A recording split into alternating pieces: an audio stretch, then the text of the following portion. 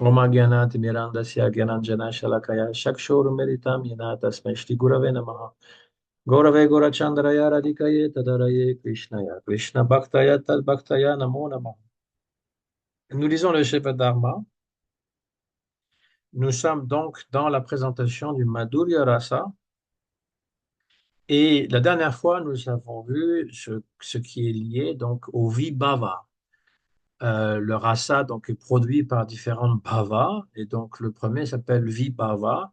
Et ça se décline en alambana, c'est-à-dire le support, et udipana, ce sont les stimulants. Alambana, donc ça comprend le vishaya et l'ashraya, c'est-à-dire l'objet et puis le réceptacle. Et donc, pour simplifier, Krishna est le réceptacle de, du bhava, des gopis. Et ça avait été résumé un petit peu à la fin du dernier chapitre, le chapitre qui s'était terminé sur un chant de Chandidas. Et c'est Vijay Kumar qui lui-même donc résumait les différentes sortes de euh, alambana. Voilà, j'ai compris l'alambana au sein du Vibhava, du Madhurya Rasa, c'est ce que je viens de vous dire, alambana. Et donc, ça décrit le réceptacle et l'objet du bhava. Satchitananda Shri Krishna est l'unique héros, donc voilà, il est le support. Il incarne différentes formes de héros. Dhirodhata, qui est noble et grave. Dhira Lalita, enjoué et gracieux. Dhira Shanta, qui est paisible. Et Dhirodhata, qui est passionné.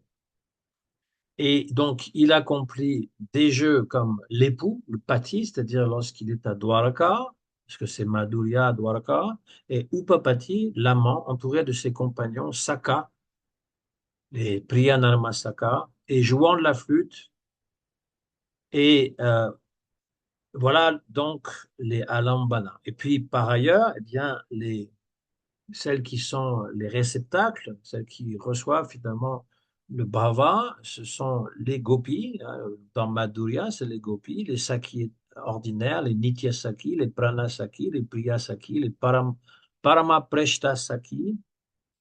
Et elles se classent en plusieurs critères. On avait vu Mugdha, Madhya, Prakara, selon le degré de l'amour, Dhira, Adhira, Dhira, Dhira, selon leur tempérament, Kanya, des jeunes filles, Swakiya ou Parakiya, vierge, épouse, amante.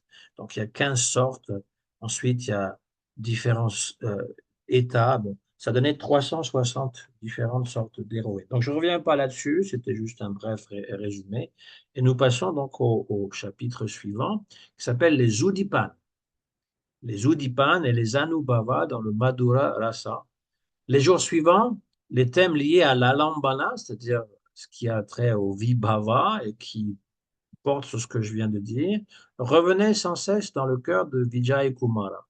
Il en était profondément captivé au point que ses habitudes quotidiennes devinrent irrégulières. Ne dormant que très peu, ne mangeant que ce qui se présentait naturellement, il alla donc retrouver son goût et il se jeta à ses pieds. Goswami le releva avec douceur et l'enlaça affectueusement. Alors Vijay Kumara lui dit, Prabhu, je désire comprendre ce que sont les udipan du Madhurya Rasa, c'est-à-dire les stimulants. Donc ça fait toujours partie du Vibhava, les udipan. Guru Goswami, dans le Vibhava du Madhurya Rasa, les Udipan, c'est-à-dire les éléments qui éveillent et intensifient l'amour extatique, sont les qualités spirituelles, guna, les noms divins, nama, les jeux sacrés, lila, les parures vestimentaires et les ornements, abharana, les objets en relation avec le bien-aimé, ainsi que les objets sans relation avec le bien-aimé. Vijay Kumar, parlez-moi des qualités spirituelles des gopis. Goswami, il existe trois types de qualités, mentale, verbale et corporelle. Vijay Kumara, quels sont ces trois types de qualités? Goswami, les qualités mentales sont la gratitude, la tolérance, la compassion, l'impatience amoureuse et d'autres encore. Ensuite viennent les attributs de la parole, La première caractéristique de cette catégorie, c'est que les paroles du bien-aimé ravissent l'oreille. Elles sont empreintes d'harmonie, de douceur et d'une musique spirituelle qui charme ceux qui les entendent, plutôt celles.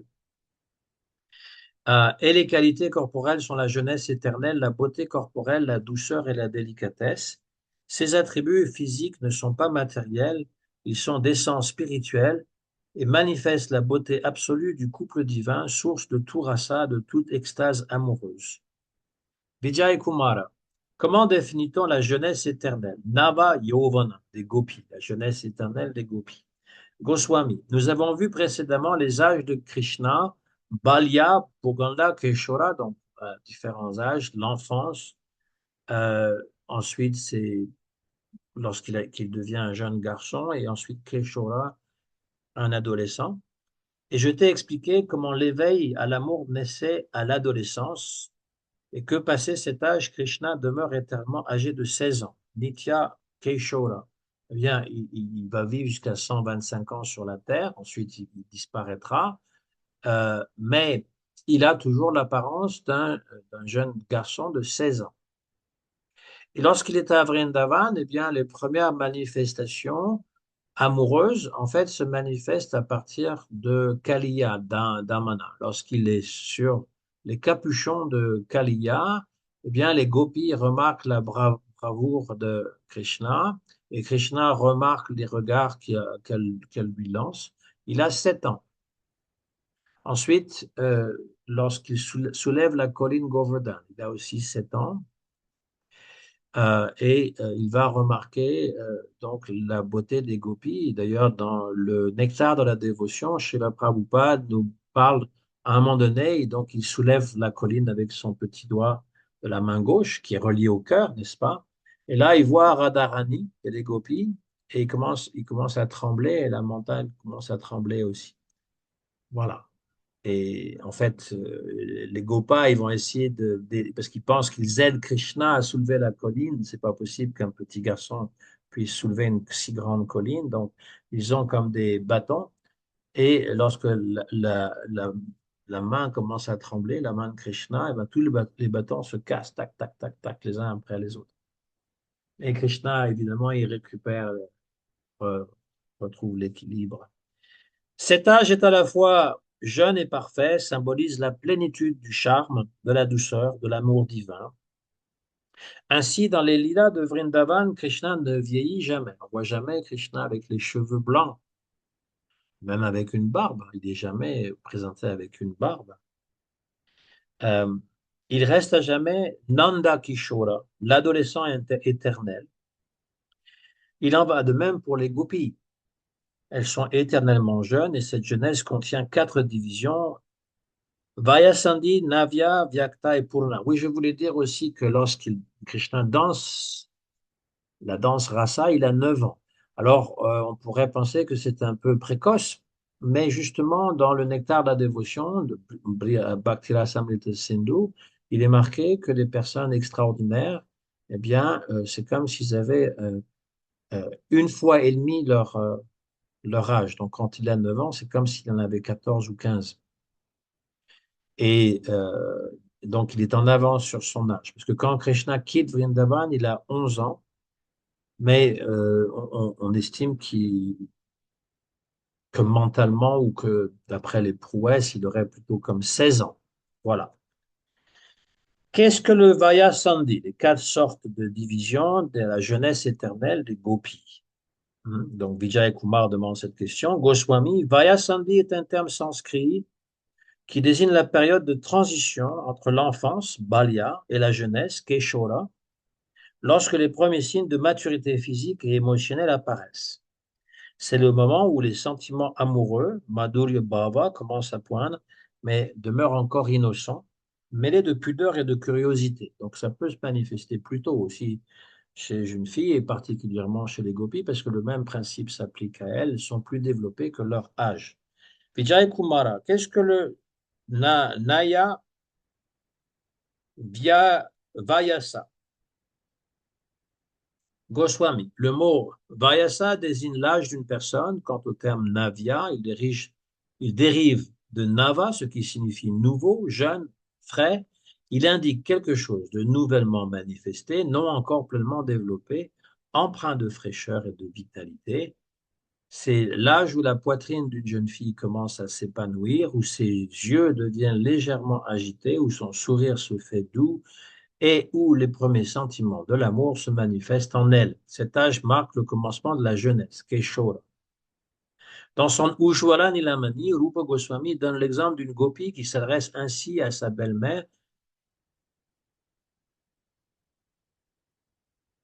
Non, elle s'adresse à sa belle-sœur, pardon. Mon enfant, tandis que tu erres à la recherche de Krishna, tu jettes sans cesse des regards inquiets sur le sentier foulé par les vaches et tu es troublé par le parfum du corps que la brise transporte jusqu'à toi. Le feu de l'amour pour Krishna vient à peine de s'allumer en ton cœur et à ce stade, il n'est pas encore une flamme claire, mais il est rempli de fumée. Vijay Kumara, qu'est-ce que l'âge manifesté? Vyakta Vayasa. Au même moment, au moment même où Vijay Kumara posait cette question, deux, deux visiteurs arrivent pour avoir le darshan de la divinité, donc le darshan de Radha Kanta. L'un était un Sri Vaishnava, un Vaishnav qui suit Ramanujacharya. Ils ont des gros tilaks comme ça. L'autre, un sannyasi issu du mat de Shankara. Lui, il a un tilak vertical de Shiva. Le Sri Vaishnava s'identifiait comme un serviteur masculin du Seigneur, tandis que le sannyasi était absorbé dans la méditation sur le Brahman impersonnel. Aucun des deux ne s'identifiait à une gopi de Vraja, ni ne participait intérieurement à la contemplation du Madhurya Rasa.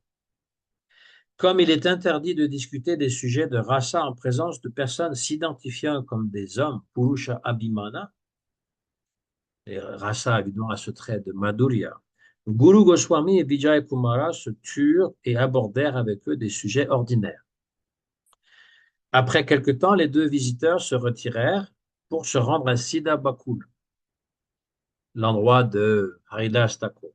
Lorsqu'ils furent partis, Vijay Kumara, légèrement amusé, répéta sa question. Donc là, l'interlude, c'est pour montrer en fait que les gens qui ne sont pas, qui sont Vaishnavas, qui ne sont pas de la même lignée, qui ne sont pas dans la lignée de Chaitanya Mahaprabhu, déjà, que ce soit ceux qui suivent Ramanujacharya ou encore Madhvacharya ou encore Vishnu Swami, il n'y en a plus, c'est ceux qui suivent Balabhacharya ou encore, quoique Balabhacharya, c'est assez proche quand même de ce que Chaitanya Mahaprabhu a donné, mais Nimbarka Acharya, eh bien, lorsqu'on discute évidemment de sujets sur Madhurya, ils ne sont pas aptes à comprendre.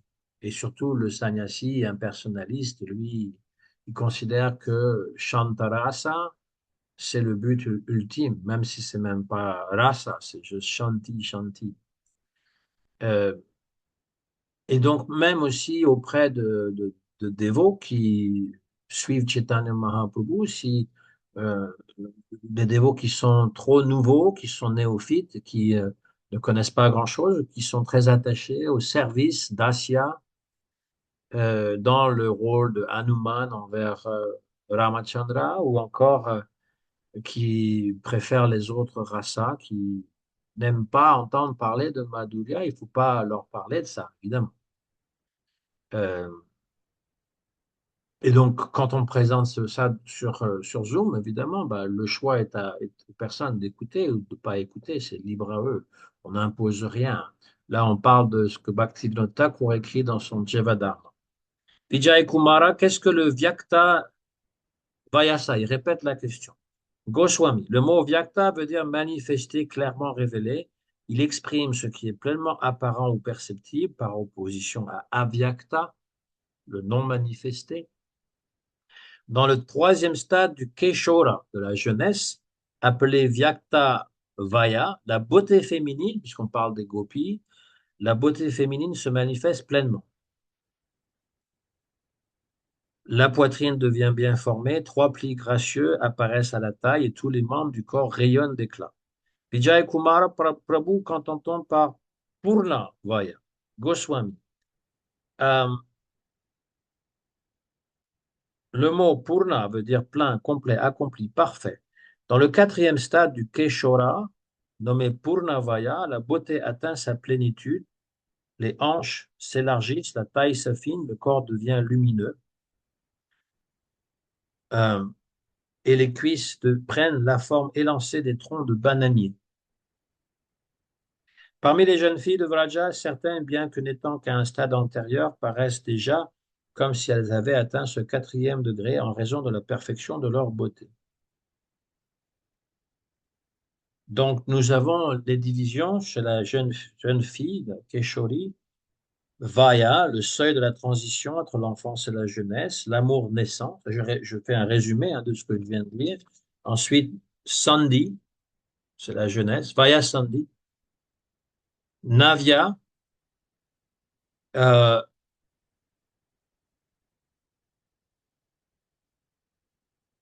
Navya Vaya, l'amour qui devient plus conscient, les gestes et le regard qui expriment la tendresse. Vyakta Vaya, qui est manifeste, les sentiments sont pleinement exprimés. Et Purna, complet, accompli, la jeunesse atteint sa perfection. Radha et Krishna sont dans l'état total de leur beauté et de leur charme divin. C'est l'âge éternel de Vrindavan, la plénitude du rasa. Vijay Kumara, j'ai compris la classification des étapes psychophysiques de l'adolescence d'une jeune fille. Ayez la bonté de me décrire maintenant la beauté des gopis. Goswami. Le corps des gopis possède des qualités intrinsèques, une forme accomplie, rupa, un charme naturel, lavanya, une beauté inégalée, Sundarya, une belle apparence, Abhirupata. Chez Radha, il atteint le niveau de l'élégance suprême, Madhurya, et d'une sensibilité à fleur de peau. Vijay Kumara, qu'est-ce que Rupa? Goswami, lorsque les membres d'une jeune fille, même sans ornement, paraissent embellis comme s'ils en portaient, les membres, cette beauté naturelle est appelée Rupa. Lorsque toutes les parties du corps sont harmonieusement disposées et proportionnées, on parle également de rupa. Vijay Kumara, qu'est-ce que le charme naturel? Goswami, lorsque des vagues de beauté semblent émaner de l'intérieur du corps et se refléter comme la lumière sur des perles, cette splendeur sublime est appelée lavanya, comme un éclat interne qui fait que ça brille comme des perles. Vijay Kumara, qu'est-ce qu'une beauté inégalée? Saundarya. Goswami, lorsque chaque membre principal et chaque partie secondaire du corps sont formés de manière parfaite, correctement proportionnés et harmonieusement reliés les uns les autres, on appelle cela Sundarya. C'est une beauté accomplie. Shri Krishna dit à Srimati Radharani, par exemple,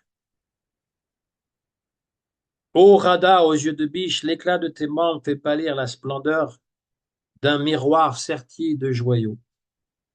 Même Brahma, ayant parcouru tout l'univers, n'a pu trouver de beauté comparable à la tienne. Ça, c'est un exemple tiré de l'Ujjvala Nilamani. Vijay Kumara, qu'est-ce que la Birupata? Goswami, lorsqu'un être ou un objet, par l'excellence de sa beauté, communique sa propre splendeur à ce qui l'entoure, de sorte que les choses proches paraissent embellies par sa présence, les sages appellent cela Abhirupata. Il s'agit d'une beauté rayonnante qui ennoblit tout autour d'elle. Là, c'est un exemple que je donne de Louis Lamani. Vishaka, l'une des compagnes intimes de Radha, désigna du doigt un endroit lointain où Sri Krishna jouait de la flûte et dit, regarde ma chère amie, lorsque la flûte touche les dents de sa bouche, elle ressemble à une baguette de cristal. Lorsqu'elle effleure la paume de sa main, couleur de lotus rouge, elle paraît comme un bâton de rubis. Et lorsqu'elle touche sa joue bleue, semblable au lotus, elle devient comme un saphir. Vois ainsi, la flûte de Krishna prend l'apparence de ces trois joyaux, cristal, rubis et saphir, selon l'endroit où elle repose. Ça, c'est un udipan, stimulant. Vijay Kumara, qu'est-ce que Madhurya?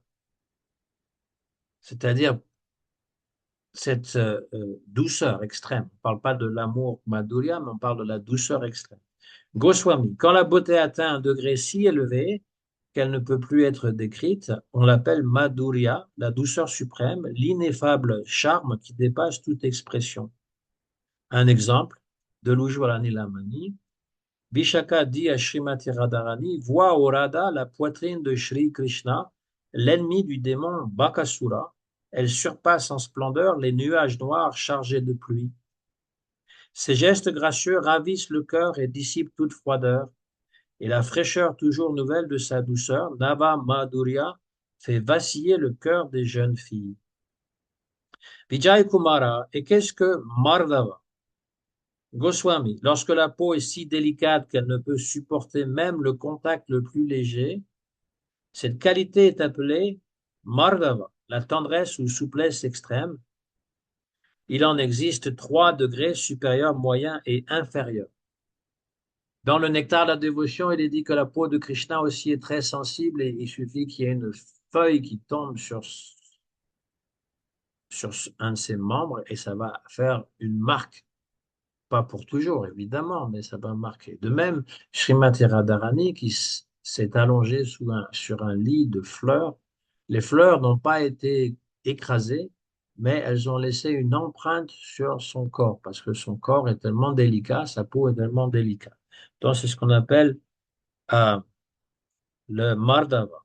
Vijay Kumara, je connais maintenant les qualités corporelles des gopis. Daigne maintenant m'expliquer ce que l'on entend par Nama, le nom. Goswami, les noms, Nama désigne les appellations de Shri Radha Krishna qui sont remplies de rasa, d'énergie et de douceur sublime. Vijay Kumara dit, cela je l'ai compris, parlez-moi maintenant de la conduite des gopis. Goswami, la conduite des gopis se divise en 2 catégories, les Anubhava et les Lila. Les Anubhava, c'est-à-dire les expressions extérieures de l'émotion, donc on a Vibhava, Anubhava, Vyabhisharibhava, j'y reviendrai, on a déjà vu ça lorsqu'on parlait des rasas générales. Là, eh bien, il s'agit du Madhurya, on a déjà décrit Shantarasa et Dasyarasa et Vatsalya, Sakya, Vatsalya, et maintenant on est dans le Madhurya, dans le détail. Donc, les anubhavas, c'est-à-dire les expressions extérieures de l'émotion, seront expliquées après la section sur les vibhavas. Donc, ça suit. Pour l'instant, je vais décrire les jeux divins lila. Les lilas ou jeux divins comprennent les jeux charmants, la danse, le jeu de la flûte, la traite des vaches, le soulèvement de la colline Govardhan, l'appel des troupeaux et la marche gracieuse de Krishna qui se dirige vers la forêt. Vijay Kumara, qu'appelle-t-on jeu charmant? Goswami. La danse du rasa et les jeux de balles ou de ballons font partie de ces jeux charmants, Vilasa Lila, pleins de grâce et de douceur. Vijay Kumara, combien existe-t-il de types d'ornementation Alankara? Goswami, 4. Les vêtements, les parures et les bijoux, les guirlandes et les cosmétiques. Vijay Kumara, qu'appelle-t-on objet apparenté? Sambandhi Vastu à Krishna. Goswami, il y en a 2 sortes, les objets qui sont rattachés à lui et les objets qui sont proches. Vijay Kumar, qu'entendez-vous par objet attaché à Krishna? Alors Goswami répond, le son de la flûte et de la corne de buffle, les chants, le parfum, le tintement des clochettes de cheville, les empreintes de pas de Krishna, le son de la vina et la subtilité du cœur sont considérés comme des objets directement liés à Shri Radha ou Shri Krishna. Vijay Kumara, qu'est-ce que le son de la flûte? Goswami, parmi tous les Udipan, ces éléments qui éveillent l'amour extatique, le nectar de la flûte de Krishna émanant de ses lèvres est considéré comme le plus sublime. Aucun autre son ne possède un pouvoir d'attraction aussi profond. Dans le Chaitanya Charitamrita, lorsque Chaitanya Mahaprabhu s'adresse à Sanatan Goswami, Antya Lila, on parle de Krishna, l'objet infiniment fascinant, la personne infiniment fascinant est de sa flûte. Il est dit, le corps de Krishna est un royaume où chaque membre déborde d'une douceur plus douce encore que toute douceur concevable. Et pourtant, au milieu de cette splendeur infinie, son visage resplendit davantage encore, semblable à une lune éternelle, répandant une fraîcheur d'amour ineffable. Sur cette lune divine apparaît un sourire tendre et subtil, dont les rayons s'écoulent comme un clair de lune resplendissant. La délicatesse parfumée de ce sourire enchanteur est semblable au camphre sacré, se mêlant au nectar de ses lèvres jusqu'à devenir une essence d'extase pure. Puis cette douceur quitte le silence de son visage et se transforme en musique. Elle s'écoule à travers les ouvertures de sa flûte et devient une vibration céleste remplissant les quatre directions. Le souffle de Krishna, porté par la flûte, c'est le nectar de ses lèvres devenu audible par les âmes fortunées. La mélodie franchit les frontières du cosmos, perce les enveloppes de l'univers matériel et s'élève jusque dans le ciel spirituel. Aucun monde n'échappe à cet appel. Tous les êtres, consciemment ou non, entendent cette vibration éternelle, mais c'est surtout à Vrindavan que le pouvoir de cette flûte révèle toute sa force. Lorsqu'elle pénètre le cœur des jeunes filles, elle dérobe leur esprit, dissout toute retenue et les attire irrésistiblement vers lui. Abandonnant toute autre pensée, elles sont entraînées comme des rivières vers l'océan, vers le lieu où se tient Krishna, joueur de flûte au sourire lunaire, sous l'arbre Kadamba près de la rivière Yamuna. C'est une paraphrase en fait de ce qui est dit dans le Chaitanya Charitamrita. C'est Chaitanya Mahaprabhu qui parle, qui décrit la beauté de Krishna à Sanatan Goswami. Vijay Kumar, veuillez m'expliquer les objets qui sont proches de Krishna. Goswami, les choses étroitement liées au bien-aimé, Priyatama, sont par exemple les restes de fleurs et autres offrandes qui furent destinées à Krishna, les plumes de pan, les baies de Gunja, les pigments minéraux provenant des collines et des montagnes, le troupeau de vaches, le bâton du pasteur, la flûte, la corne de buffle, la trompe, la vision même de Krishna, ses chers amis, la poussière soulevée par les sabots des vaches, la forêt de Vrindavan, tous ses habitants et ses maisons, la colline Govardhan, la rivière Yamuna, l'arène de la danse rasa et tous les autres lieux des jeux divins, l'Ila Stana de Krishna. Eh ben, lorsque vous allez à Vrindavan, même aujourd'hui, même si ce petit village d'autrefois, encore dans les années 70, 1970, est devenu maintenant, se transforme rapidement en une ville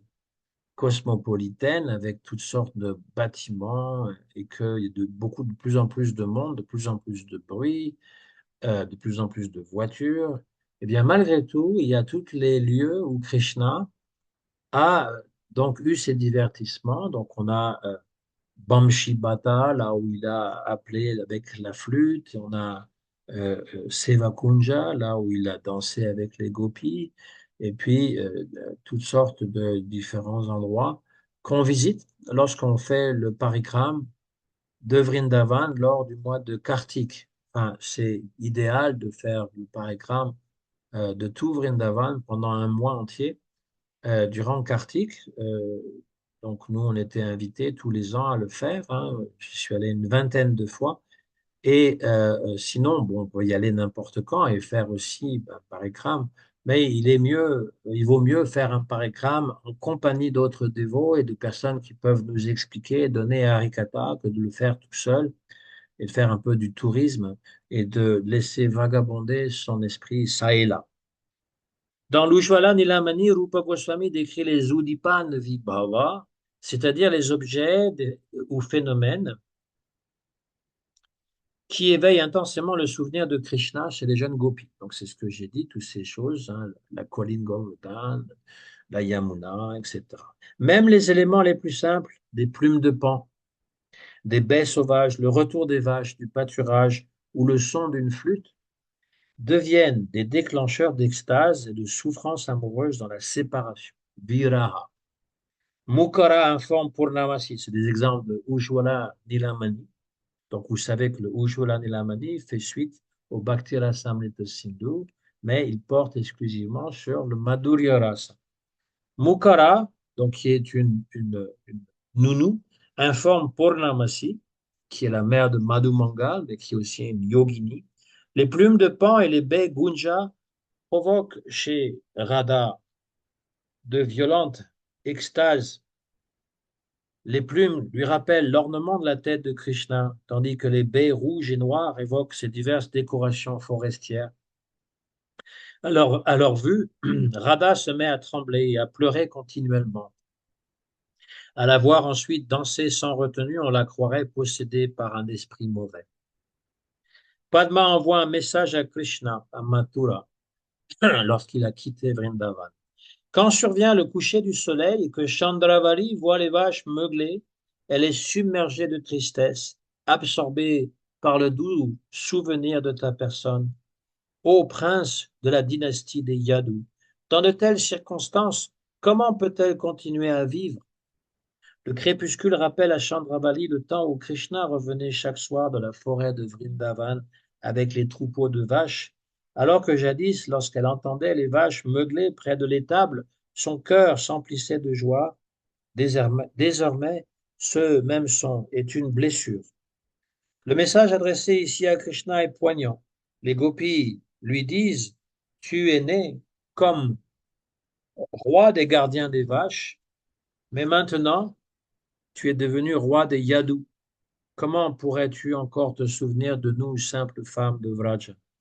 La nostalgie transforme ici le paysage pastoral en un théâtre de séparation mystique. Les vaches elles-mêmes semblent partager la douleur des gopis. Elles pleurent aussi de séparation.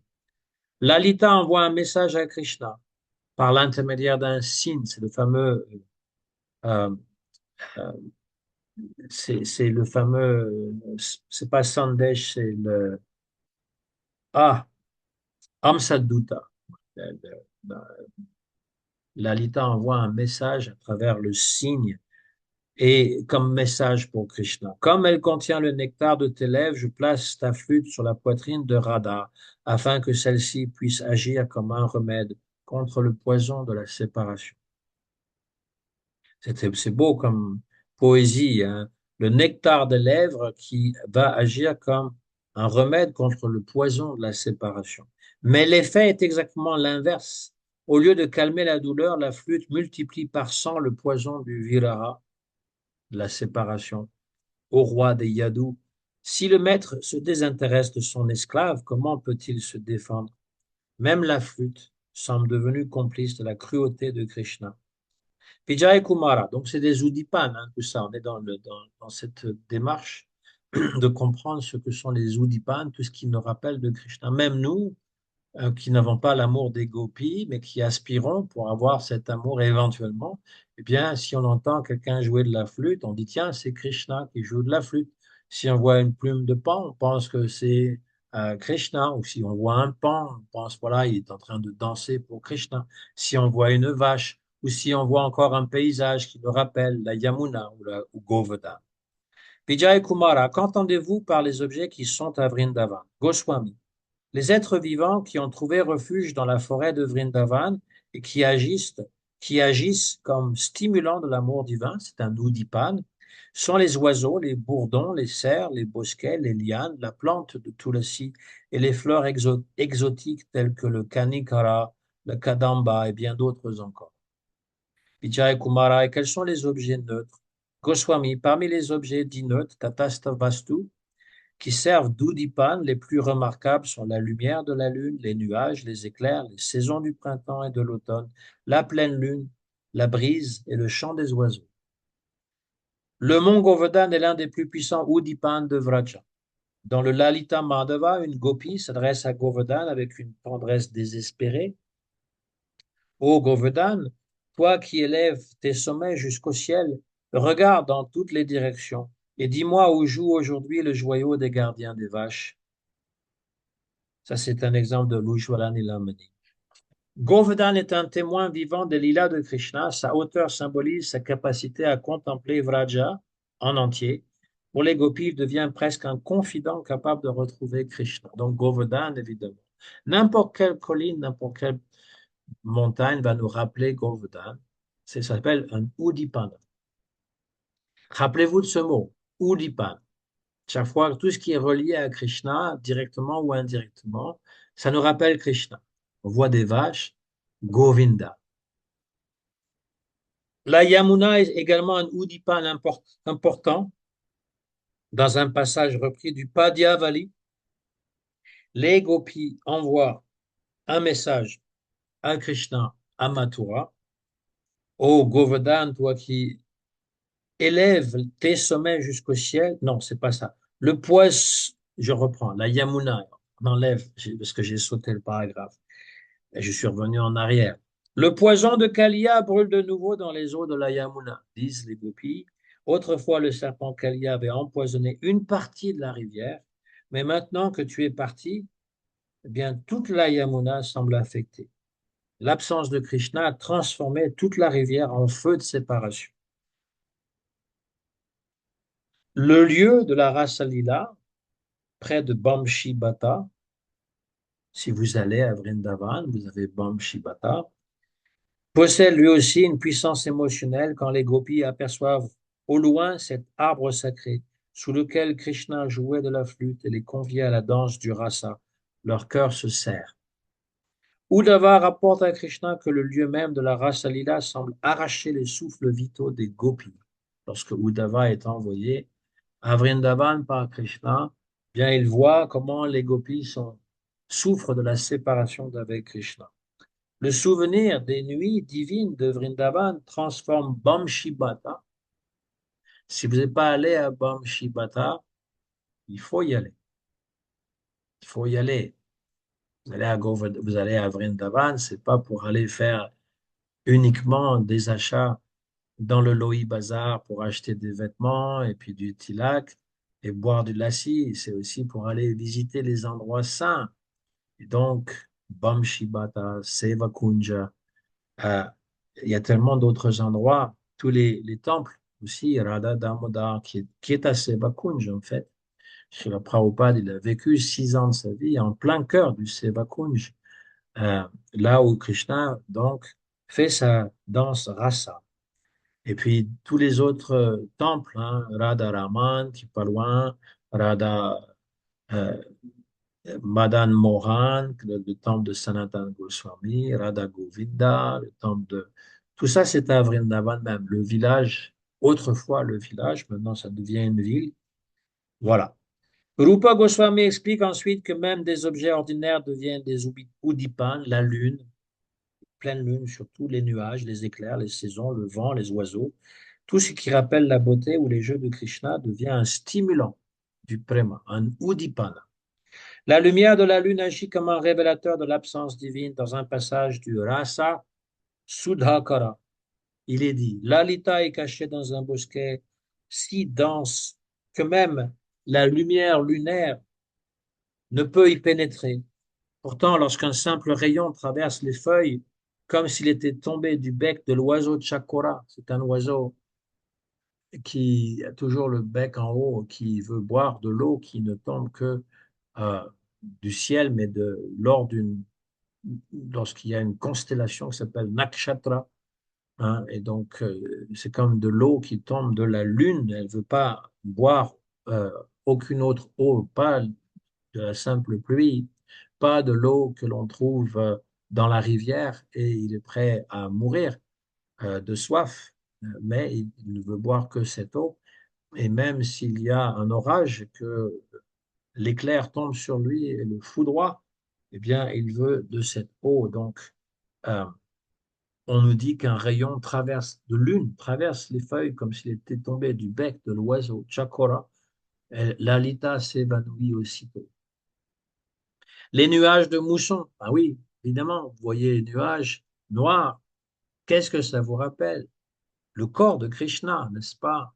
Krishna veut dire sombre d'ailleurs, le mot Krishna veut dire noir. Lalita dit à Radha, où est le vêtement jaune? Où est la plume de pan? Où est l'ennemi de comme ça? En réalité, elle décrit simplement un nuage sombre traversé par un éclair et soutenant un arc-en-ciel. Et l'éclair qui traverse un nuage sombre, c'est Radha, qui est comme un éclair dont la couleur est comme de l'or en fusion, et Krishna, qui a la couleur d'un nuage sombre de mousson. Pour Radha, la vision du nuage réveille immédiatement la mémoire de Krishna. Le nuage euh, est son corps bleu-noir, l'éclair son vêtement jaune, Pitambara, l'arc-en-ciel sa guirlande. L'éclair lui-même devient un élément poétique du Madhura Rasa. Pendant une nuit de mousson, un éclair jaillit et il y avait une gopi qui a embrassé Madhava. Et quand l'éclair a vu la beauté de la gopi, il s'est retiré immédiatement dans le nuage par pudeur. Un peu comme si Krishna donc s'est réfugié dans Krishna, puisque Krishna il est comme comparé à un nuage. La pleine lune devient également un stimulant pour l'amour conjugal. Une Saki dit à Radha, cette pleine lune n'a même pas le pouvoir de dissiper complètement l'obscurité de Vrindavan. Comment pourrait-elle alors enlever l'obscurité plus profonde encore de ton courroux amoureux? Elle est dans une bouderie jalouse et donc, eh bien, ça ne peut pas être enlevé, même par la pleine lune. Enfin, le vent parfumé devient messager du désir amoureux. Dans un vers repris de la Gita Govinda, une gopi prie, souffle le vent de Malaya, caressant tendrement les feuilles et les fleurs de girofle, et l'on entend dans les taillis la note basse des abeilles et l'appel du coucou. Ô vent chargé du parfum du santal, apporte-moi Madhava pour un instant. Ensuite, tu pourras emporter ma vie. Tous ces passages montrent que dans le Madhura Rasa, la nature entière devient consciente et participative. Le monde extérieur cesse d'être neutre, chaque élément devient chargé de mémoire divine et agit directement sur le cœur des gopis. Dans la vision de Sri Rupa Goswami, l'univers de Vraja est entièrement spiritualisé par le préma, l'amour divin.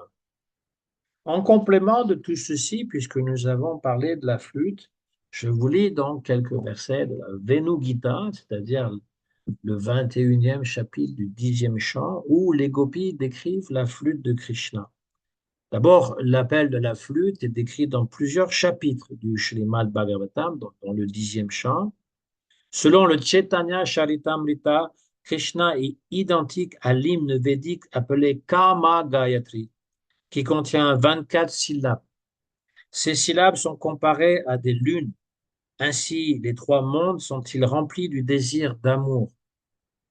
Le visage de Krishna est le roi de toutes les lunes et son corps en est le trône. Le roi gouverne ainsi une société de lunes. Les ongles de ses doigts à Krishna sont des pleines lunes qui dansent sur les trous de sa flûte, se déversent dans le corps du pipeau et pénètrent le cœur des gopis comme de l'ambroisie. Amrita. Ça, c'est le Chaitanya Charitamrita, c'est Chaitanya Mahaprabhu lui-même qui parle. Et on a un rapport entre le Soma, la lune, et Amrita, qui finalement, dans le Rig Veda, décrit aussi le nectar d'immortalité ou de douceur qui est donné donc par la lune, Soma, et qui donne l'intoxication. Ici, on a l'intoxication divine. Après un été torride, l'automne arrive enfin à Vrindavan et les pastourelles entendirent au loin le son de la flûte. Tel est le récit qu'en donne le 21e chapitre du 10e chant du Srimad Bhagavatam.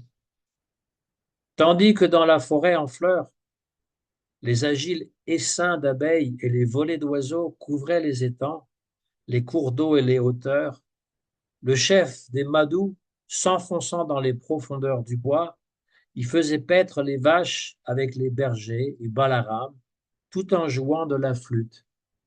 Aux accords harmonieux de cette flûte qui respire l'amour, plus d'une parmi les belles de Vraja entretenait ses compagnes de Krishna loin des regards du héros.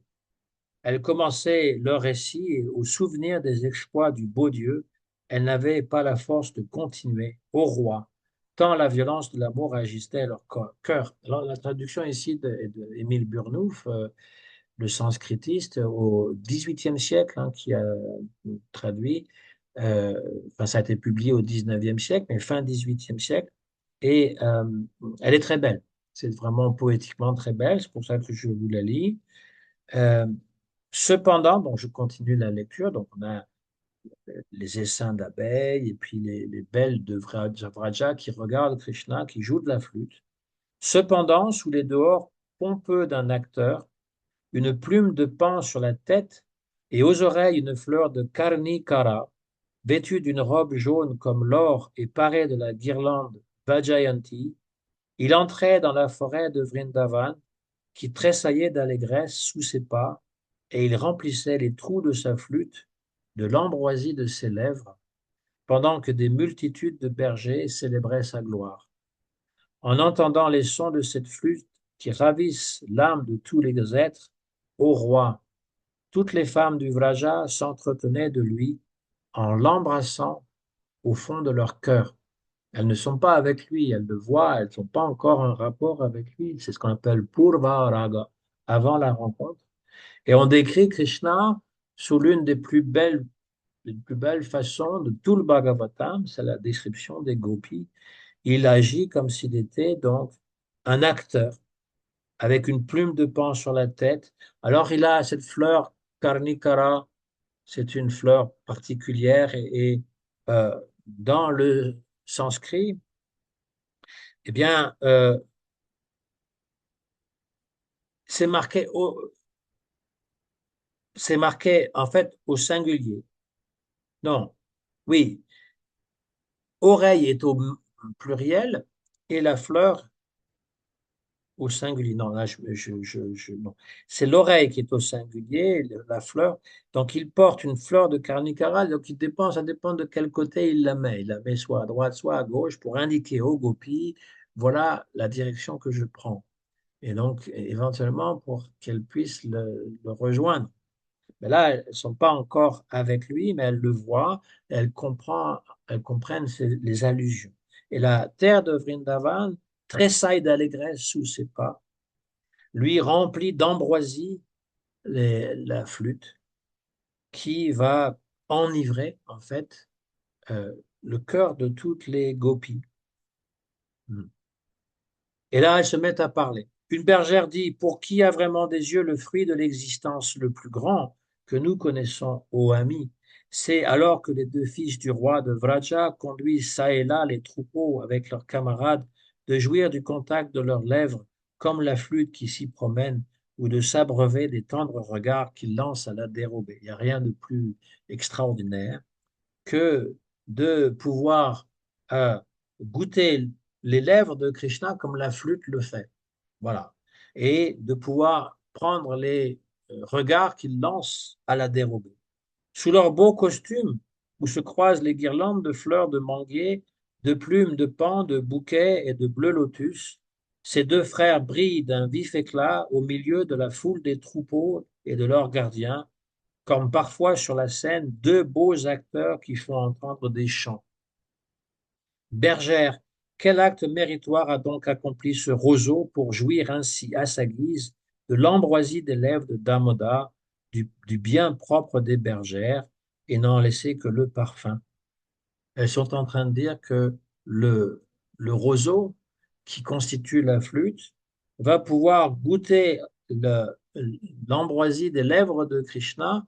Et ça, cette ambroisie, c'est la propriété des gopis, mais c'est la flûte qui le dérobe.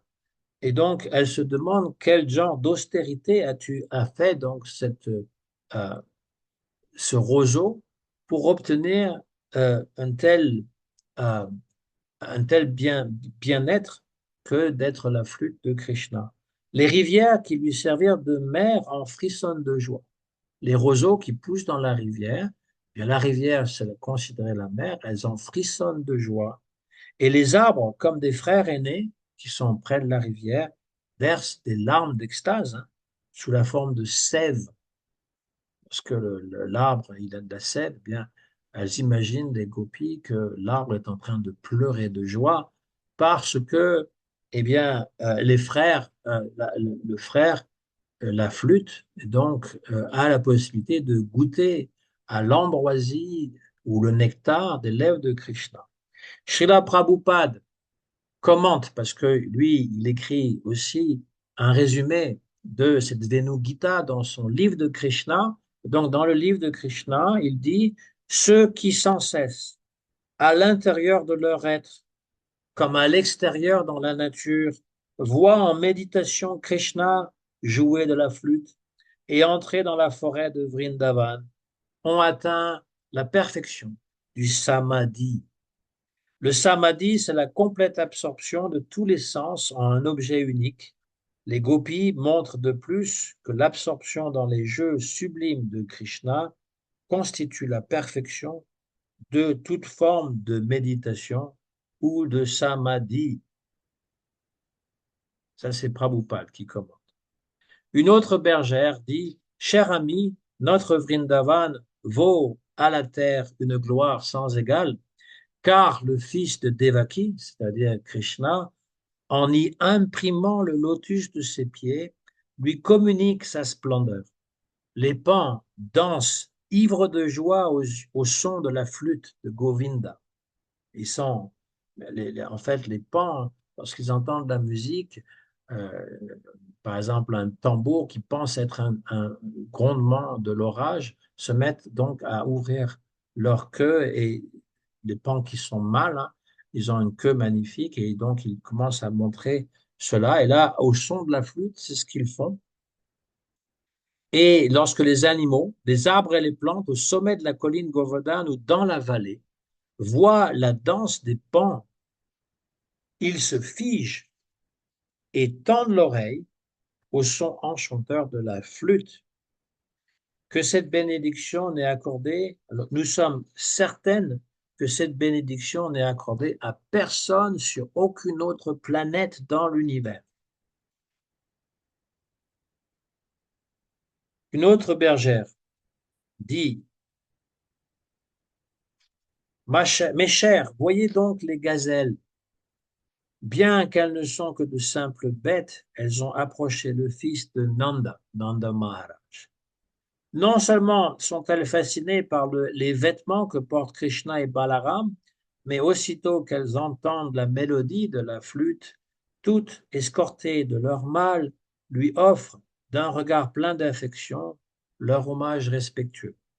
À la vue de Krishna, de sa beauté et de sa noblesse qui font la joie des femmes, et aux accords merveilleux qu'il tire de sa flûte, du haut de leur char céleste, les déesses en qui l'amour ébranlait la vertu laissent dans leur effarement tomber les fleurs de leurs cheveux et glisser le voile qui recouvrait leur poitrine. Les vaches dressaient leurs oreilles pour y boire comme à une coupe. Vous savez, les oreilles qu'ont les vaches, parfois elles se tournent comme ça. Et donc, comme elles sont larges, eh bien, ça forme comme une coupe pour recevoir le son de Krishna comme il s'agissait d'un nectar. Et elles arrêtent de manger, de brouter, et leurs veaux gardent dans la bouche une gorgée de lait qui coule des mamelles maternelles, demeurent figés d'extase, ils arrêtent aussi de téter euh, leur mère. Des larmes coulent de leurs yeux, illustrant par le fait la force de l'amour qui les anime pour le prince de Vraja. Donc les vaches, les veaux aussi. Une bergère dit à sa mère, chère mère, les oiseaux qui ne détachent point leur regard de Krishna, le joueur de flûte, sont perchés, attentifs sur les branches et les rameaux des arbres. Allez voir, il semble qu'ils ont tout oublié pour s'absorber uniquement dans l'écoute de la flûte enchanteresse. Voilà qui prouve qu'ils ne sont pas des oiseaux ordinaires, mais des sages qui ont revêtu la forme d'oiseaux. Ils sont là, ils arrêtent donc de chanter et ils ferment les yeux et ils méditent sur la flûte de Krishna comme s'ils étaient des grands sages, des munis, des yogis absorbés dans l'extase. En voyant Krishna jouer de la flûte sous la chaleur torride du soleil d'automne, conduire les vaches au pâturage en compagnie de Balaram et de ses petits pâtres, le nuage, redoublant d'affection pour son ami, puisqu'il a la même couleur que lui, Krishna, apparaît et transforme son corps en une ombrelle de fraîcheur. Donc il fait comme va couvrir Krishna. Donc c'est comme un ami. Une autre gopie remarque que toute chose revêt un aspect merveilleux lorsque Krishna et Balaram traversent la forêt de Vrindavan. Lorsque le beau Dieu joue de sa flûte sublime, les êtres mobiles s'immobilisent et les créatures immobiles, comme les arbres et les plantes, se mettent à bouger et à trembler d'extase. Donc voilà, pour les Oudipan, je pense que là, on a vraiment un bel éventail pour comprendre qu'est-ce qui stimule l'amour extatique dans le Madhurya Rasa. Bien sûr que le nuage de pluie peut aussi ravir d'extase les petits gopas ou même la mère Yashoda, c'est pas uniquement les gopis, bien entendu. La flûte de Krishna aussi, mais c'est encore beaucoup plus, comment dire, intense, comme le décrivent les gopis, comme le vivent les gopis, tout ce qui a trait à Krishna, les lieux qu'il a connus, où il a eu ses divertissements, en particulier la Rasa Lila, la Yamuna, Govardhan, et puis tout ce qui Krishna portait, la plume de Pan, ou les vaches qui l'accompagnaient, ou le son de la flûte, eh bien, sont des udipanes très forts, c'est-à-dire qu'ils stimulent l'amour extatique, et tout particulièrement dans le Madhurya. Il peut le faire dans les autres rasas aussi, mais tout particulièrement dans le Madhurya. Donc voilà pour cette partie sur les Udipana. Et la fois prochaine, euh, la semaine prochaine, ou quand ça aura lieu, on verra les Anubhava, ce sont les extases extérieures dans le corps qui se manifestent comme les pleurs et puis euh, tomber inconscient et puis se mettre à bredouiller des paroles incompréhensibles et puis toutes sortes d'autres symptômes qui sont décrits comme des Anubhava. Tous ces exemples, évidemment, illustrent le Jivadharma. Il ne donne pas tous ces exemples en détail, il en donne quelques-uns, mais voilà, je veux dire, l'effort, c'était de fournir les exemples de l'Ujjwala Nilamani. Là, c'était le Srimad Bhagavatam 10e chant. Il y a aussi Chaitanya Charitamrita et d'autres écrits sacrés qui illustrent en fait ce que veut dire le terme Udipan. Alors, des réactions? Moi, je trouve que les vues d'Ipan sont beaucoup plus parlants pour ce monde, parce qu'il y en a partout, en fait. Ouais. Il y en a partout dans le matériel pour stimuler la dévotion, la bhakti, pour Pour nous penser à... rappeler de Krishna. Oui. Mm. Oui, c'est fantastique. La nature même nous donne des exemples. Oui. Le nuage de pluie, c'est fantastique, hein, parce que ça veut dire qu'on a toujours l'occasion finalement de se rappeler de Krishna. Voilà. D'une façon ou d'une autre. Pas nécessairement dans Madhurya, mais d'une façon ou d'une autre. Ouais. Avec ce que dit Krishna aussi dans la Bhagavad Gita sur la forme universelle aussi. C'est pour ce monde aussi. Toutes les choses, mais pas juste la forme universelle aussi, quand il décrit toutes les vibhutis, c'est-à-dire les choses les plus belles, toutes les choses les plus belles représentent Krishna. Le goût de l'eau, c'est assez extraordinaire. Bois de l'eau et c'est Krishna. L'odeur de la terre, lorsque la terre est mouillée par une, comment dire, une forte pluie, elle a une odeur particulière. Je suis l'océan, je suis les Himalayas, je suis donc, toutes les plus belles choses qui sont dans ce monde sont un rappel de Krishna. Oui, c'est pareil. Par contre, les Udipan concernent Krishna à Vrindavan. C'est ça qui nous sont les plus précieuses, parce que là, en particulier, c'est pas simplement l'Himalaya ou le goût de l'eau, c'est aussi tout ce qui rappelle Krishna, sa forme, sa beauté, ses divertissements. Donc, il y a quatre sortes de Madhurya qui le distinguent en fait de parce que Madhurya, ça ne veut pas dire juste le rasa. Madhurya, ça veut dire tout ce qui est douceur. Donc, il y a 64 qualités, 50 qui sont des êtres vivants, 55 pour les divinités comme Brahma et Shiva, 60 donc contiennent Vishnu et les avatars qui viennent, donc ça vient de Vishnu aussi, mais 4 qui sont uniques à Krishna, c'est Rupa Madhurya, sa forme superbe, très belle.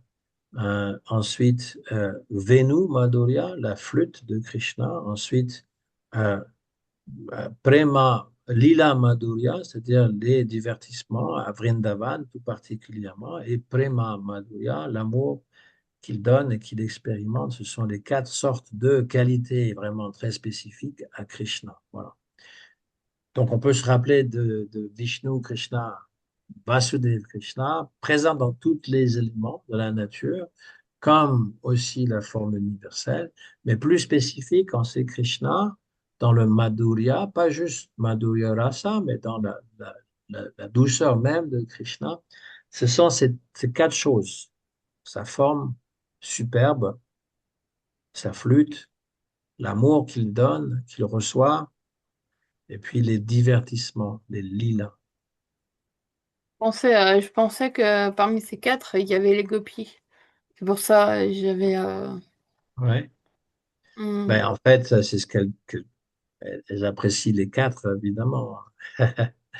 Évidemment. hmm, Mais ouais. on peut être dans une autre rasa et aussi être captivé par la beauté de Krishna, par la flûte de Krishna, par l'amour qu'il donne, par...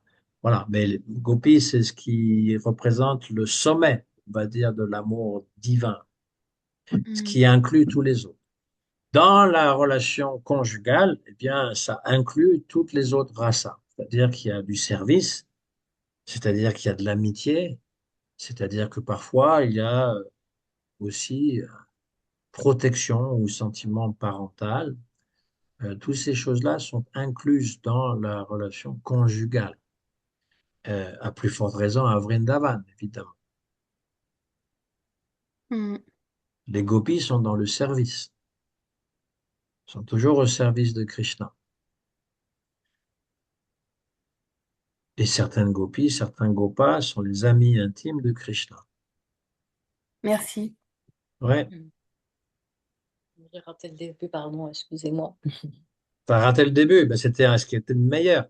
Mais, Non, enfin, c'était le meilleur tout le long. Parce que Hey. les Oudipan, franchement, c'est quelque chose de vraiment mais oui, particulier. C'est le plus simple à comprendre aussi. on a parlé un peu la semaine dernière en plus, c'est pour ça. C'est Oui, rigolo. Hmm. on en a déjà parlé même avant, les autres fois. C'est toujours bon de rappeler. euh, Ce que je veux dire, c'est parmi les différentes bhavas, les différentes extases, c'est les Oudipan qui sont les plus faciles à comprendre, c'est-à-dire que tout ce qui nous rappelle de Krishna, Mm. que ce soit par la vue, par l'écoute, voilà, n'importe quoi, tout ce qui nous rappelle de Krishna. Mm. Mm. C'est pour ça que les habitants de Vrindavan pensent à Krishna tout le temps, tout leur rappelle de Krishna. Et nous, on a aussi cette capacité de le faire. Ouais. Voilà. Mais notre mental, eh ben, il est rempli aussi de désirs personnels liés à toutes sortes de samskaras. Et donc, nous sommes aussi à la recherche d'un bonheur dans ce monde qui est éphémère. Hmm. Chandidas comparait le bonheur de ce monde à une goutte qui est sur un lotus. Nous, on dirait sur la plume d'un canard, c'est-à-dire que la goutte reste comme ça et elle peut rouler et tomber. Donc, notre bonheur, il est aussi éphémère qu'une goutte Sur un canard. sur le duvet d'un canard, c'est-à-dire que ça ne rentre pas dans l'intérieur, ça glisse, Mm. ça s'en va. Mais bon, le canard, c'est moins beau que le lotus, on va dire. Voilà, donc ça ne veut pas dire il y a pas de bonheur, mais ça veut dire que lorsque nous mettons toute notre espérance dans le bonheur matériel, on va toujours avoir des déceptions parce qu'il y en aura toujours des problèmes, et voilà, si c'est pas physique, c'est mental. Alors, tu l'as peut-être dit parce que j'étais pas là, mais en tous les Oudipan, c'est dans le service de dévotion, c'est le souvenir, c'est se souvenir. Euh, oui, mais en fait, là, on parle vraiment des choses qui sont concrètes, hein. C'est pas le souvenir, c'est une autre, c'est un autre domaine en fait qui vient plus loin. Lorsque, mais ça peut être, oui, on peut se rappeler de quelque chose, mais un Oedipan, c'est quelque chose qui nous rappelle la personne, quelque chose qui a appartenu à quelqu'un qu'on aimait, nous rappelle la personne. Je Oui, mais sais dans pas. le cadre de Krishna. Oui, mais j'essaie de faire comprendre. Si tu as eu un parent que tu as aimé qui est décédé, puis il y a quelque chose, un chapeau, tiens, il portait un chapeau, et donc tu vois le chapeau, tu penses à lui. Oui. Voilà. Euh, donc c'est ça, les Oudipan, c'est en fait quelque chose, un objet concret ou quelque chose que l'on voit, que l'on expérimente, et qui nous rappelle Krishna, qui lui est invisible. Du coup, comme on s'en rappelle, on s'en souvient et ça peut nous faire penser à un divertissement et du coup, on va penser à lui. Donc, du coup, on se souvient ou ça va nous faire penser à Gurudev qui a parlé de Oui, ça dans une classe. oui, mais en fait, Ça alors, va faut pas tout mélanger. Krishna et Gurudev, c'est deux choses différentes, hein. ça peut nous déclencher un souvenir. Gurudev n'est pas Krishna. Non, c'est pas ça. On peut se rappeler de ce que Gurudev disait de Krishna, d'accord. C'est ce que je Mais l'idée, c'est de méditer sur Krishna, Radha Krishna. veux. Et se rappeler, on peut pas se rappeler de Krishna puisqu'on l'a jamais connu. Mhm. Donc, on peut se rappeler des histoires qu'on a entendues de Krishna, oui. Et de la personne comme Gurudev qui a raconté ça, oui, Ouais. bien sûr. Mais c'est un processus. C'est pas simplement un souvenir. C'est le fait que, comme je l'ai dit très simplement, une plume de pan, on dit, bah, c'est Krishna tout de suite. Tout de suite, on l'associe à Krishna. Le nuage de pluie, tout de suite, on l'associe à Krishna. Les vaches, on les voit, tout de suite, on pense à Krishna qui menait les vaches au pâturage. Pour un dévot, c'est naturel, on va dire. Que dire donc des habitants de Vrindavan qui ont connu Krishna, qui vivaient avec lui, qui peuvent en être séparés pendant que lui est parti à la forêt, par exemple, mais encore plus s'il est parti à Mathura, ce seront des souvenirs encore plus, parce qu'il ne pensait qu'à Krishna. Donc, quand il est parti, il continue à penser à Krishna. C'est ça que nous devons développer, nous, dans notre sadhana, c'est de nous rappeler toujours de Krishna, d'une façon ou d'une autre, de façon positive. C'est pas, on n'est pas dans une religion où on est en train de prier Dieu pour qu'il nous donne ce qui nous manque. Ça peut nous arriver de demander, mais en règle générale, le dévot, il demande rien, il attend simplement, il a confiance que Krishna lui donnera tout et il veut simplement servir, d'être dans le service gratuit, sans demander quelque chose en retour. Développer cette relation. Donc le gourou, il est là pour aider à établir cette relation avec Krishna. C'est pour ça qu'il est très cher, hein. Mais le gourou n'est pas Krishna, ne confondons pas les choses. Le gourou, il n'est pas avec la flûte en train de danser avec les gopis. Et de ça, c'est qu'on peut penser à Gurudev qui parlait de cet Oui, parler de ça, oui, divertissement. C'est ça que je voulais dire. oui, bien sûr. Comme il parle toujours de ça, Oui, voilà.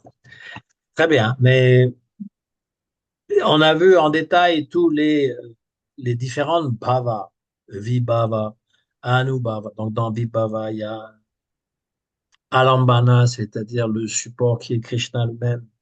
Et puis les gopis qui servent Krishna. Et puis on a le deuxième aspect, Udipana, qu'on vient de voir aujourd'hui. Et ensuite, on verra Anubhava, les extases qui sont spécifiques du corps. Et après, il y a les Sattvika Bhava, les Vyabhishari Bhava, puis le Sthayi Bhava, qui est l'émotion fixe, etc. On en a déjà discuté, oui. mais on oublie. Oui. C'est pas quelque chose qui, comme c'est très technique, eh bien, on oublie. Et puis, on fait pas toujours la différence entre telle sorte d'émotion extatique et telle autre sorte.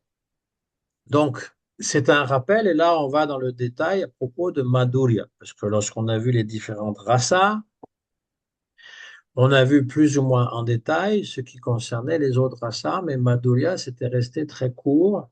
Et dans l'histoire, Brajanath et Vijayakumara donc, se séparent à un moment donné. Ils sont à Jagannath Puri. Au départ, c'est Brajanath qui pose toutes les questions lorsqu'on est sur les rasas principales, mais lorsqu'ils expriment le fait qu'ils sont attirés soit par Madhurya, soit par Sakyarasa, eh bien, l'histoire, c'est juste entre Guru Goswami et Vijay Kumara, qui lui est dans Madhurya. Srila Bhaktivinoda Thakur, il a voulu développer, comme la plupart des acharyas, cette rasa particulière que poursuivent tous nos, tous les grands acharyas et tous les Goswamis. Ils étaient dans Madhurya Rasa. Ce Madhurya Rasa, c'est important de le répéter, il ne s'agit pas de devenir une gopi qui va danser avec Krishna. Il ne s'agit pas de ça du tout. Ça n'a rien à voir. On n'a pas la qualification pour être une gopi en direct contact avec Krishna. C'est pas ce que Mahaprabhu est venu donner. Chez Chaitanya Mahaprabhu, il est venu donner ce qui n'a jamais été donné auparavant, c'est-à-dire soit Bhakti Shriyam, Anarpita Charim Chiraj, Karunaya Varitasharo, euh, Unato Jvara Rasam Swa Bhakti Shriyam, Unato Jvara Rasa, eh bien, Ujvara Rasa, c'est aussi Madhurya Rasa. Sa propre, soit Bhakti Shriyam, sa propre Bhakti, c'est Srimati Radhika. Il est venu goûter l'amour de Srimati Radhika et distribuer cet amour aux êtres vivants pour qu'ils puissent servir Srimati Radhika, c'est-à-dire Manjari Bhava. Les Manjari, on le verra à nouveau, ce sont des jeunes filles qui sont dans le service de Radha. On appelle ça Radha Dasyam ou Paryadasi. Radha Dasyam. Donc, les Goswami de Vrindavan, Rupa Goswami est une Manjari, Rupa Manjari. Et tous les Goswamis sont des Manjari, ainsi que les Acharyas. Srila Bhaktivinoda Thakur décrit sa forme de Manjari qui s'appelle Kamala Manjari. Et il décrit la forme, la couleur de son sari, son service, l'âge qu'il a, l'âge, comment dire, tout. Il décrit tout dans ses chants, dans certains de ses chants. De même, pour Srila Bhaktisiddhanta, il le révèle à un de ses disciples, qu'il est aussi une Manjari. Et donc, toutes les acharyas et les Goswamis ont goûté à cette. On sont là pour présenter Madhurya Rasa. Mais il faut le faire de façon appropriée, parce que tant que le cœur n'est pas nettoyé de tous les anarthas, de toutes les choses indésirables, on ne pourra pas comprendre ce qu'est Madhurya ni pouvoir vraiment le goûter. On va simplement penser qu'il s'agit d'une affaire romantique, sensuelle, comme dans le monde matériel, parce qu'on n'a pas cette purification. Les gens du commun, si on leur raconte ces histoires, c'est tout ce qu'ils vont comprendre. Ils ne peuvent pas comprendre autre chose parce qu'ils ne sont pas familiers avec les Siddhanta qui décrivent Krishna comme Krishnastu, Bhagavan Swayam, comme Bhagavan lui-même, comme Dieu lui-même, et que euh, tous les êtres vivants ben, sont attirés par lui, par sa beauté fascinante. Il s'agit de Bhagavan. Et Bhagavan joue comme s'il était un être humain. Mais il n'est pas un être humain. Et la preuve, c'est que justement, quand j'ai parlé de éternelle jeunesse, Krishna ne dépasse jamais la, la, la tendre jeunesse. Il apparaît même quand il a 125 ans, comme s'il avait 16 ans. Il a les traits du visage, il n'a pas besoin de tirer les traits comme ça. Il n'y a pas de barbe même. On ne voit jamais Krishna avec une barbe. Il n'y a pas de cheveux blancs. Il n'y a pas de rhumatisme. Il n'y a pas toutes ces choses que l'être humain doit connaître. Pas de botox. Non, il n'y a rien de tout ça. Les hommes font moins de botox, mais disons que ils se soucient quand même de leur apparence, parce qu'on voit que le temps, eh bien, détruit l'image qu'on avait de soi-même. Mais Krishna, non. Et donc, on doit comprendre ça. C'est-à-dire que Krishna, lui, il reste la source éternelle de toute jeunesse.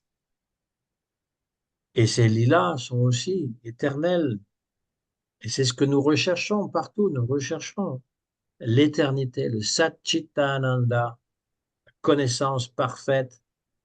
On s'imagine qu'on sait plein de choses, mais en fait, il y a plein de choses qu'on ignore. On s'imagine qu'on va aller coloniser Mars. On n'est même pas capable de s'occuper de la Terre, mais on pense déjà qu'on est déjà rendu sur Mars. On sait très bien qu'on ne peut pas vivre là-bas. Il n'y a pas d'oxygène ni sur la Lune, ni sur aucune planète de manière naturelle. C'est impossible. Mais on persiste à le croire. On persiste qu'on va pouvoir vivre de plus en plus vieux et de plus en plus jeune, alors que rien ne nous montre cette éternelle jeunesse. Ça n'existe pas. Les gens qui prêchent qu'on va vivre très vieux, voire éternellement, vieillissent sous nos yeux. Mais ils pensent quand même, ils sont illusionnés. Ça, c'est la Maya. Tant et aussi longtemps qu'on n'a pas compris ce qu'est la Maya, ce que nous sommes, nous, les êtres vivants, ce qu'est Bhagavan, on ne peut pas comprendre les divertissements de Krishna comme il faut. Surtout les divertissements de Krishna avec les gopis, avec Radha.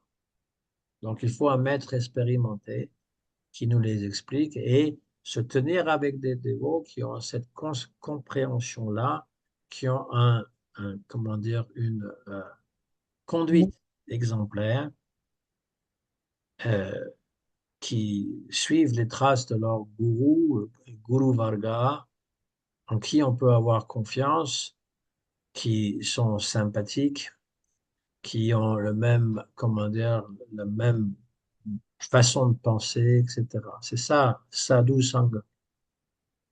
C'est pas l'exaltation de mettre sur le piédestal une personne, de l'adorer comme une idole. C'est pas ça, sadhu sangha. Sadhu sangha, c'est reconnaître notre qualification, la qualification des autres aussi, et d'être capable de rentrer dans des relations qui sont saines. Parce que dans le monde matériel, la plupart des relations sont malsaines, que ce soit avec les parents, que ce soit avec les enfants, que ce soit entre les amis, que ce soit entre mari et femme. La plupart de nos relations sont malsaines parce qu'elles sont basées sur le désir de pouvoir tirer du plaisir et de faire notre bonheur dans ce monde matériel, alors que le monde matériel est un monde temporaire. On ne peut pas y établir sa demeure. C'est comme si nous avons construit un château de sable magnifique, mais la marée arrive et puis il va détruire le château de sable. C'est tout. Ça, c'est notre vie matérielle. Elle est illusoire. Tant qu'on n'a pas compris cela, tant qu'on ne le vit pas vraiment, qu'on n'est pas en contact avec son Atma, on ne peut pas rentrer dans les jeux de Krishna, on ne peut pas les comprendre, on ne peut pas les savourer. On peut apprécier comment Krishna soulève Govardhan, on peut apprécier comment Krishna il avale un feu de forêt pour protéger ses amis. On peut apprécier comment Yashoda Mai essaye de le lier. Mais il faut savoir que Krishna est Bhagavan,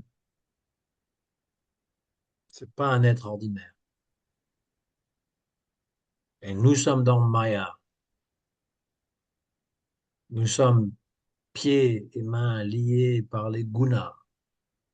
Mais nous voulons pouvoir sortir de cette maya pour être absorbés dans Krishna.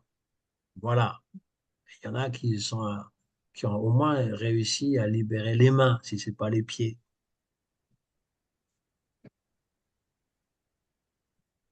C'est faisable. Shraddha, Ado Shraddha, Tata Sadhu Sangha, Tata Bhajana Kriya. C'est le processus. D'abord avoir la foi, ensuite fréquenter les sadhus, ensuite être initié par un gourou, suivre ce qu'il nous donne comme instruction, pratiquer le bhajan. Et donc, par cette pratique, anartha nivriti, tout ce qui est indésirable dans le cœur sera nettoyé. Et après anartha nivriti, vient l'étape de Nishta. On est fixe dans notre dévotion. Guru Nishta. Personne ne peut nous dévier. On n'a plus de doute par rapport à quoi que ce soit. Et après Nishta vient hein, Asakti, Ruchi, le goût supérieur, l'attachement. Et finalement, Bhava, l'extase spirituelle qui précède Prema Bhakti. Ça, c'est le processus qui est décrit par Shirupa Goswami dans son Bhakti Rasamrita Sindhu, nectar de la dévotion. Donc, on est dans ce sujet-là. C'est la continuité. C'est pas rien. Mais c'est pas n'importe qui peut l'écouter ou le comprendre. Fascinant. Ouais, hein. Krishna est infiniment fascinant. On pourrait C'est parler pendant 2 heures encore. ouais, c'est vrai. Mais c'est ça le processus. C'est Ouais. ça, hein. C'est-à-dire, et puis lorsqu'on en parle, bah, c'est aussi je veux dire, de partager, voilà, on bénéficie aussi ce que l'on dit, hein. C'est ça le processus. C'est c'est pas compliqué. Shravanam, Kirtanam, Vishnu Smaranam. Donc, Smaranam, ça vient aussi le souvenir, mais après Shravana, écouter, Kirtana, répéter ou chanter ou réciter, euh, Padasevanam, Arshanam, Bandhanam, Dasyam, Sakyam, Atman, Nivedanam. C'est le processus qui est donné de la bhakti. Dans la Bhagavad Gita, il y a un Machita, Magata, Prana, Bodhayata, Parasparam, Katayanti, Shamam, Nityam, Tushyanti, Charamanti. C'est un verset merveilleux. Les dévots aiment se rencontrer entre eux et échanger des histoires de Krishna. Et ainsi, mutuellement, ils s'inspirent. Oui. De se rencontrer et parler de politique, qu'est-ce qu'on pense de Trump ou de celui-ci? On n'en a rien à cirer, hein.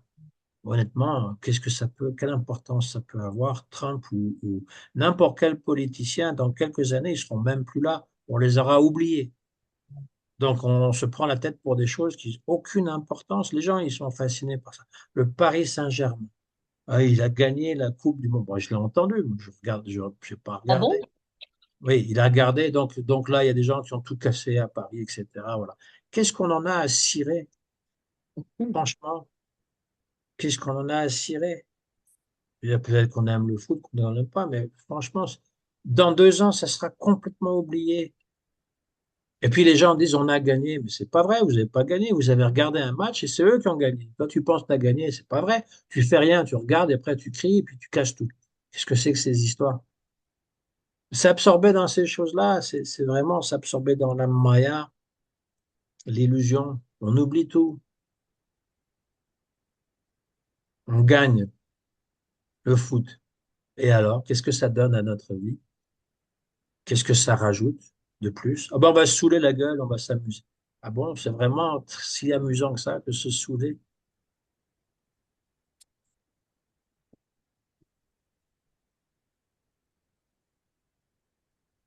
Je prenais cet exemple, hein, parce que c'est l'exemple qui m'est venu en tête, mais bon, Oui. l'insignifiance de ce monde qui ça change jamais, c'est toujours les mêmes histoires qui sont ramachées, qui sont répétées à l'os. Il fait chaud. Tout de suite, les gens disent la planète est déréglée, on va tous mourir de chaleur. Bah oui, il fait chaud, ça arrive, hein. Même quand j'étais jeune, quand j'étais enfant, il y avait des vagues de chaleur aussi, ça existe, hein. J'ai posté sur mon Facebook, j'ai vu une image qui comparait deux trucs de météo. En 1990, on disait, 35 degrés, on a une belle semaine, il va faire beau. Voilà, c'est ça. Là, aujourd'hui, 2026, il fait 35 degrés, on va tous mourir et tout. Voilà. Oui, mais c'est juste pour montrer à quel point on est bête. On est manipulé, c'est-à-dire que oui, peut-être que la planète se réchauffe, mais elle ne peut pas se réchauffer de cette façon-là. Hein, les scientifiques, ils parlent de 2 degrés dans quelques centaines, dans quelques dizaines d'années. On n'est pas, voilà. Et puis, deuxièmement, le sentiment de chaleur ou le sentiment de froid, c'est jamais très agréable, bien entendu, mais ça arrive. Voilà, il fait chaud, ça dure un temps, après, ça recommence au soi-disant normal, parce qu'on veut nous faire croire que finalement, eh bien, le mois de mai ou de juin doit absolument faire tel degré. Mais sur une échelle de combien de temps ça fait qu'on fait de la météo? Une centaine d'années? On ne peut pas mesurer ce qui se faisait, je veux dire, avant qu'il y ait cet instrument de mesure. On ne savait pas quels étaient les écarts au Moyen Âge, par exemple. On n'a rien pour le savoir. Donc on compare quoi au juste? Et on nous fait croire tout un truc, et on part dans une espèce de panique, etc. Euh, c'est pas nécessaire. Il y a bien d'autres choses beaucoup plus importantes. C'est ça que je veux dire. C'est que les gens n'ont rien à dire, ils n'ont rien à se dire. Ils parlent de la pluie et du beau temps, et là c'est vraiment le cas, du beau temps. Et ils font tout un fromage avec ça, où ils se dépriment. Oh là là, mes chers amis, où est-ce qu'on s'en va comme ça? Dans quel monde vivons-nous? Ça va de pire en pire. J'entends souvent, maintenant ça va tellement mal, il y a tellement de guerres. Ah bon? Parce qu'avant, il n'y avait pas de guerre. Il n'y avait pas de guerre avant. Ouais, je ne sais pas dans quel siècle on a vécu, mais moi, toute ma vie, j'ai entendu parler de guerre, que ce soit la guerre, la Seconde Guerre mondiale, la guerre au Bangladesh, et puis la guerre au Vietnam, et puis la guerre au Pakistan, et puis tout le temps, tout le temps, tout le temps, tout le temps des guerres, tout le temps. Toujours la même histoire qui se répète. Et à chaque fois, on veut s'impliquer. Pourquoi? En quoi ça nous concerne? Mais bien sûr qu'on doit on doit avoir une pensée émue par rapport à ceux qui vivent la guerre, mais si on peut rien contribuer, en quoi ça nous concerne? Qu'est-ce que ça va nous faire de nous créer des ennemis? La plupart des gens savent même pas où se trouve l'Ukraine. Ils savent même pas quelle langue on y parle. Ils savent même pas que dans l'Ukraine, autrefois, c'était la Russie profonde. Ils savent pas ces choses-là parce qu'ils répètent bêtement ce qu'ils entendent à la télévision. J'ai pas besoin d'écouter la télévision. Moi, j'écoute quelqu'un, il me répète tel quel ce qu'il a entendu, sans aucun jugement, sans aucune critique, etc. Il répète tel quel ce qu'il a vu en pensant que c'est la vérité. Voilà. Et ça, ce genre de truc, comme le dit le Bhagavatam, c'est un pèlerinage pour les corbeaux. Les corbeaux, tu as des immondices et ils se nourrissent de ça. Des fois, il y a un cadavre, ils ont puisé dedans, ils sont en train de tirer les viscères et c'est un festin pour les corbeaux. Alors que les cygnes, eh bien, les cygnes, ce sont ceux qui se nourrissent en fait du nectar et qui sont capables de séparer l'eau et le lait pour en faire leur. Voilà, ça c'est ce qui est dit, hein, c'est comme comparaison. Le pèlerinage pour les cygnes, les Hamsa, Paramahamsa. Et puis, le pèlerinage pour les corbeaux, c'est-à-dire, en plus, le corbeau, il est laid et puis il a certainement pas une belle voix. Hein, c'est fait croix, croix, croix, croix. Et donc, il pense qu'il lui, il fait de la belle poésie. C'est ça le truc avec les gens qui sont ignares. Ils pensent qu'ils sont très intelligents, qui ont tout compris, mais ils sont ignares, ils connaissent rien. Et ils connaissent surtout pas le but de l'existence. Donc, voilà. Si quelqu'un a la bonne fortune de savoir que le but de l'existence, c'est pas juste de survivre en ce monde, mais c'est de pouvoir obtenir la paix d'esprit et puis de savoir qui on est, qu'est-ce qu'on fait ici, d'avoir une connexion avec Bhagavan, eh bien, il est très fortuné, il est vraiment très, très fortuné. S'il cultive ça et qu'en plus il développe une rasa dans cette vie même, qu'il peut voir sa swarup, ben là, il est plus que fortuné, il a réalisé euh, le but de l'existence, il est vraiment devenu parfait. Siddha, Siddha, avec deux D, un H aspiré, Siddha. Siddha Swarup, la forme parfaite, c'est le corps spirituel. On y arrive. Enfin, je veux dire, dans le Jivadharma, dans notre vie aussi peut-être, mais disons, dans le Jivadharma, on y arrive graduellement. Là, il va avoir la description, donc Vibhava, Anubhava, ensuite, comme j'ai dit, et puis après, il y a encore. Mais si ça prend du temps, c'est parce que je donne beaucoup d'exemples pour rendre ça compréhensible. Parce que sinon, eh bien, on est dans l'abstrait complet. Et c'est juste une lecture très, très aride. Si je lisais tout sans exemple, par exemple, si je mettais aucun exemple, ça resterait très, très abstrait, partiel, on va dire. Euh, Srila Bhaktivinoda Thakur, il n'a pas fait ça pour que ça soit ennuyeux. Il a fait ça un petit peu, il a codifié, donc Bhakti Rasamrita Sindhu et puis Ujjwala Nilamani en 15 chapitres. pour nous donner le goût de lire ces livres, de les étudier, de les comprendre. Voilà, c'est ça qu'il a fait. Donc c'est ce que j'ai fait, c'est ce que j'essaye de faire, de les lire, de les comprendre, de les expliquer. Mais c'est pas long, hein. Qu'est-ce qui est pas long? Mais tu te répètes pas, quoi. Il explique bien chaque chose, c'est bien. Oui, oui, Mhm. ben oui, on progresse. Ouais. On progresse. Je fais Bhaktivedanta Narayan Goswami Maharaj, il disait que le Dharma, c'est comme tout l'océan qui est contenu dans un pot, tout un océan de nectar qui serait contenu dans un simple, une jarre, un pot.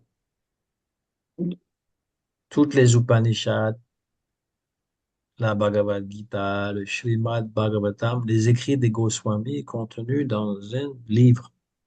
C'est pour ça qu'il dit que lui, il l'a lu plus d'une centaine de fois. Et il dit, c'est comme ça qu'on peut vraiment comprendre les Siddhanta. C'est comme la Bible des... En tout cas, pour Gaudiya Math, c'est considéré comme la Bible de... Les Vaishnavas. pour comprendre Chaitanya Mahaprabhu, ce qu'il est venu donner.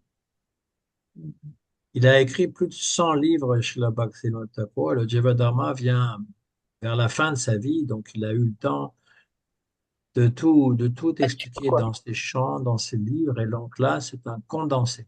De même, Jnana Rahasya et Harinam Chintamani sont aussi des livres confidentiels. D'abord sur le bhajan, normalement ça devrait sortir en français. Je ne sais pas ce qui se passe exactement, mais ça a été traduit en français, Bhajana Rahasya et Harinam Chintamani, où il parle justement du Siddha Deha, etc.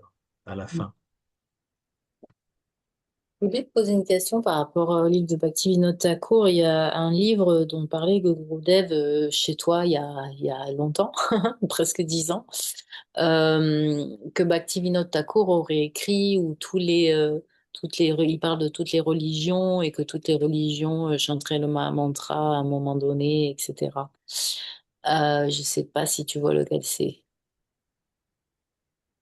Non, il y a des chants où il dit qu'un jour viendra Mais il parlait d'un livre. Oui, Shri Krishna Samhita, mais dans la Shri Krishna Samhita, il parle des différentes religions, il parle beaucoup de choses différentes. C'est écrit pour les personnes qui sont débutantes, on va dire, pour essayer de comprendre. Et dans un autre livre, c'était une conférence en fait qu'il a donnée en anglais, donc ça a été écrit en anglais. Donc ça, c'est Shri Krishna Samhita. Et puis dans l'autre livre, le Bhagavat. Il dit qu'il parle de Jésus-Christ et il parle de Chaitanya Mahaprabhu. Parce que à une certaine époque, le euh, Brahma Samaj auquel il s'adresse, le groupe de Brahma Samaj, ils étaient intéressés par la figure de Jésus. Et Bhaktivinoda Thakur, quand il était plus jeune, il a été attiré par le christianisme. Mais pas tellement par la dogmatique, parce que justement, il trouve que la dogmatique est très simpliste. Euh, donc l'idée du péché originel et puis d'un Dieu fait homme qui meurt sur une croix, etc. Euh, Ça, il en parle dans plusieurs livres. Et Krishna Samhita, il explique les différentes rasas des religions. Donc, il dit que Sakya Rasa, oui, Srila Baba Maharaj, il en a parlé de ça. Shri Krishna Samhita. Mais c'est pas un livre comment dire, c'est intéressant, mais c'est pas un livre qui va nourrir notre bhakti. C'est-à-dire que c'est plus pour notre compréhension Oui, c'est pour faire des personnelle. parallèles et des compréhensions. Oui, oui, c'est plutôt pour ça. Ouais. Il est Parce que, traduit de Krishna Samhita là en français? Non. bah, tu sais, comme je te dis, le Krishna Samhita, il y a plein de choses un peu contradictoires. Donc, Mm. C'est pas, comme je te dis, c'est destiné à des gens qui sont vraiment très nouveaux. C'est pas destiné pour des gens qui veulent approfondir leur bhakti. Donc,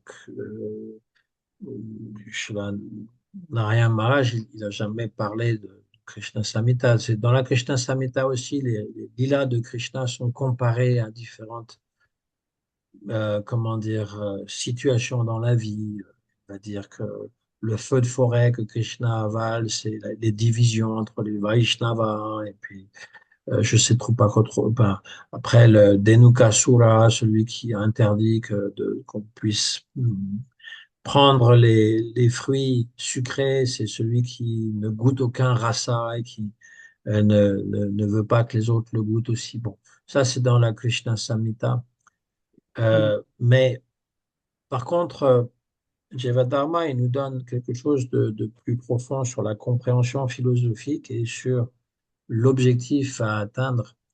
La philosophie aussi de Chaitanya Mahaprabhu déclinée en 10 principes. Et donc, il est vraiment complet, il est vraiment comme un livre qui va vraiment nourrir notre bhakti, ainsi que le bhajana rahasya et les chants. Alors, les chants aussi de Bhaktivinoda Thakur, qu'on doit apprendre à chanter régulièrement pour développer le même sentiment que lui. Beaucoup de chants viennent de lui, Vibhavari Shesha, Aloka Pravesha, ou encore celui du Midi, Yashomati Nandana, ou encore Jai Radha Madhava que chantait Srila Prabhupada très souvent. C'est tout le Bhaktivinoda Thakur, hein.